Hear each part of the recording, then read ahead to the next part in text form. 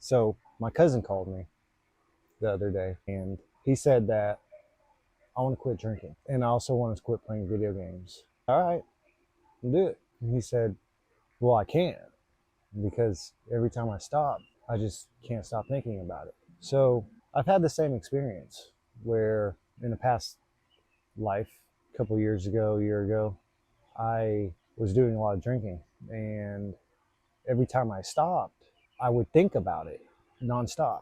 And it was a continuous rollout of thoughts and continuously going down this rabbit hole of I'm going to be okay if I drink a beer or just take one shot of liquor.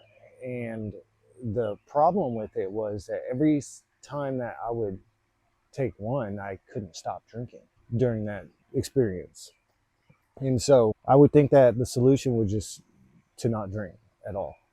And during those times where I would stop, the thought of drinking would continuously beat me down. But I was talking to a coworker today as well, and they were talking about their similar issue where, man, I know I need to stop drinking, but I can't. And it reminded me of this experiment where some 800,000 stem cells were put into a petri dish, and it was connected to the game Pong, the old school Pong on the computer. Huge game when it came out, not so big now. And what they found were these 800,000 brain stem cells began to learn Pong. So if these stem cells could learn Pong, then where are they receiving that information from?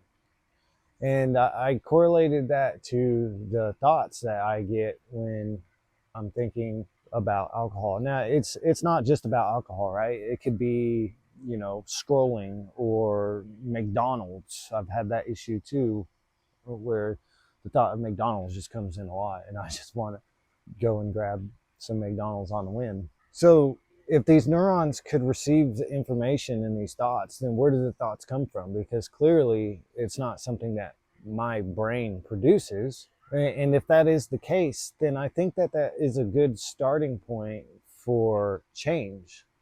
Because if I can accept the fact that my mind is receiving thoughts rather than producing them, then I can start to differentiate what I choose to believe, whether I don't agree with those values or I do agree with those values. And that's a beautiful thing to start. It's a beautiful place to start because I don't have to believe the thoughts that come into my mind, and I don't have to accept them either. Now, getting to a place where I was able to receive thoughts other than this obsessive alcoholic thoughts, or I was a gamer at one time and just sat at home and played video games for 8, 12 hours a day, raising an infant child, my son, until he was 5, where I was finally able to escape that reality. But the obsessive thoughts that crowd out all of the other thoughts in my life, where I just want to continuously do the thing that I think about. And so you don't have to believe the thoughts that come into your head. And I've seen this with a lot of people who I've talked to, coached, and mentored, where they identify themselves as their thoughts, which I can understand because I once did that. But we don't have to do that. We don't.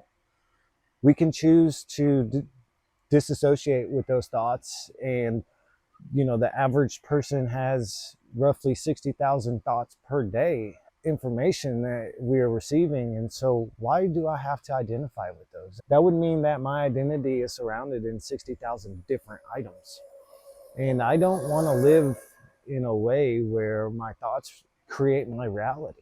I was talking to my mom last week, and she's a firm believer in Christianity, and right now she's going through her own spiritual growth and her own program. And she brought up the word discernment, where she's been taught that the thoughts run through a filter And discernment is an ability that we were all born with, but have lost over time. And that discernment helps us to filter out what we choose to believe according to our thoughts. So I'm a firm believer that when I start obsessing over something, it is improbable that I'm going to be able to break that cycle without some help. And the help that I receive to intervene in those thoughts are, I mean, some people call it God, the void, the ether, the cosmos, cosmic mind, life particles. I can't define what that intervention is, and I don't want to, because I don't want to limit the power of the energy that I receive to be able to, one, not go down the rabbit hole of obsession, and two, come from a place of zero consciousness and bliss and be able to create a reality that I love. And you can do the same thing. Have to define ourselves by our thoughts. We don't have to believe every single thought that comes in our mind. And we most certainly do not have to live being oppressed by obsessive thoughts. More often than not, we do get stuck. I get stuck. And I'm extremely blessed today to have found a connection with this spiritual world where my thoughts don't control me. They don't. And through discernment, I can filter the thoughts that I choose to believe, and those thoughts that make it through that filter elicit feelings. So the feeling topic is a whole nother issue, challenge, or even good thing. So I would encourage you to keep following me, and I will open up the floor for feelings and what those are and how those manifest into reality. But they do start with thoughts.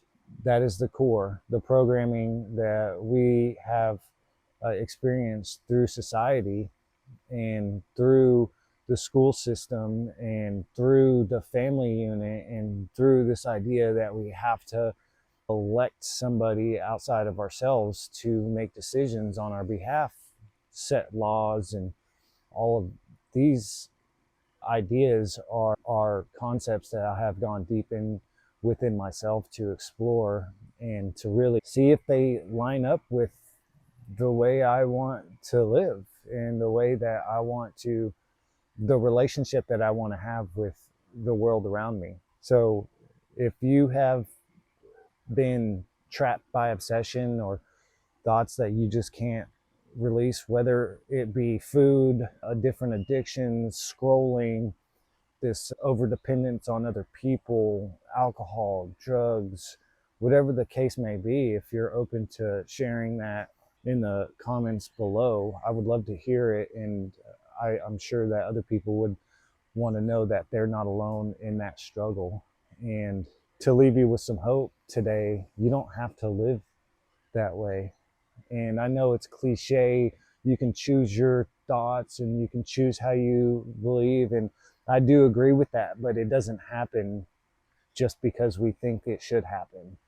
This is a ongoing process, even for me, where I get trapped in that cycle. But there is a way forward, and there is a way that you can choose to believe, although it's going to take a little bit of effort and a little bit of work and a little bit of patience and a whole lot of time to be able to get to a place of finding your true self, because ultimately that's what it is getting away from this obsession that defines me so I can find out who I truly am. So I love y'all, and I hope that you got something out of this.